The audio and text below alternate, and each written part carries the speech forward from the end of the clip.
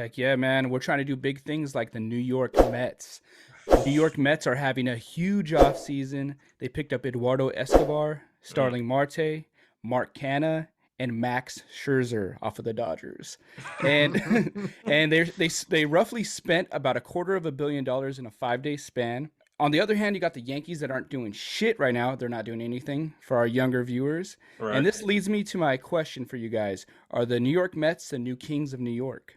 No, no, because I mean, the New York, Jason's an East Coaster. New York it's a Yankee town. It'll probably always be a Yankee town.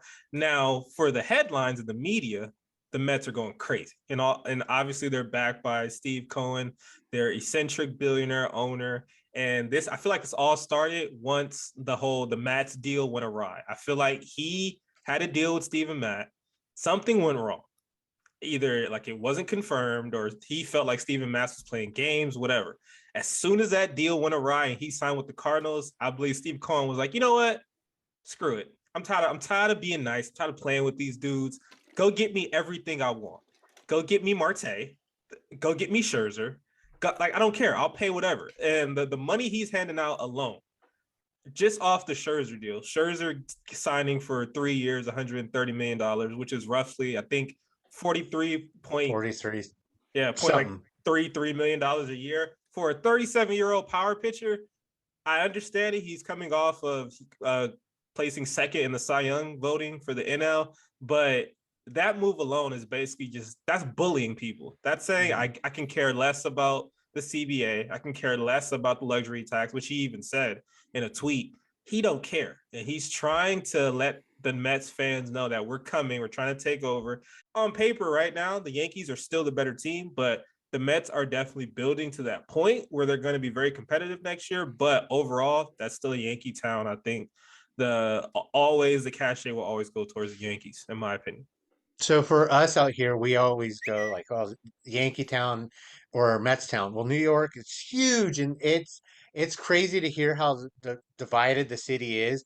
So when that is thrown around, it's more for us West Coasters and the unrealistic New Yorkers, I guess, because they find offense to that. So I just wanted to throw that out there. I don't want all these New Yorkers like, oh, what the hell are you guys doing?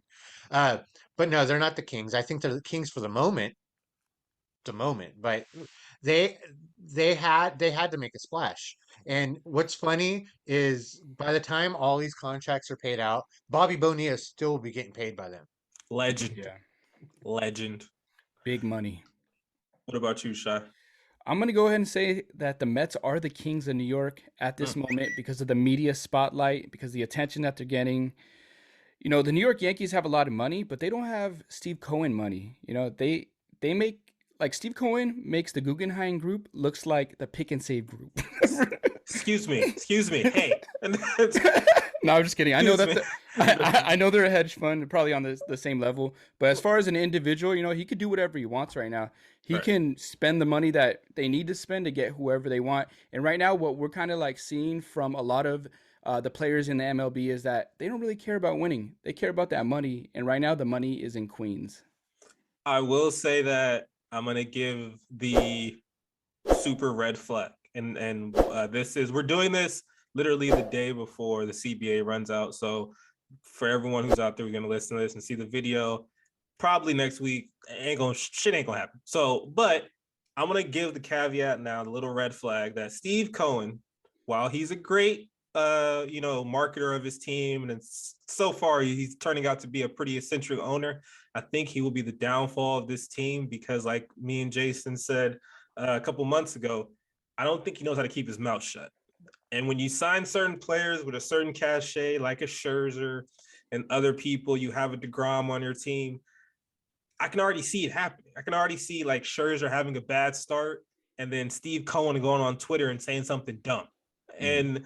And I feel like that is always going to be the fear with people. Right now, it's great because, like I said, he has the media attention. He's willing to spend money. That's dope.